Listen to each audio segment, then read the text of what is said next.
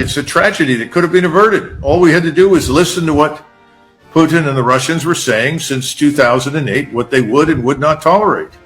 And if we'd done that and sat down and talked with them as mature adults, we could have come up with some sort of compromise.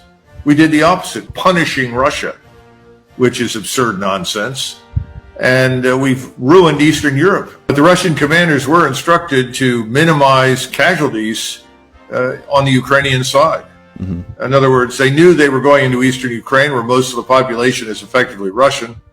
But they also didn't want to do any unnecessary collateral damage. They wanted to avoid unnecessary collateral damage as much as possible. They had told the Russians in Eastern Ukraine, well, we're coming in. We're going to destroy the Ukrainian forces, effectively denazify it, as I think your listeners have heard. And then we're going to leave. Russian population said, that's fine, then don't expect any help from us, because if you're not going to stay here permanently and liberate us from the Ukrainians, then when you leave, the Ukrainian secret police will roll in and kill all of us and our families. Well, that had a big impact in Moscow. People finally began recognizing that this was about much more than just destroying the Ukrainian army. That was essential. So the Russians then changed their modus operandi.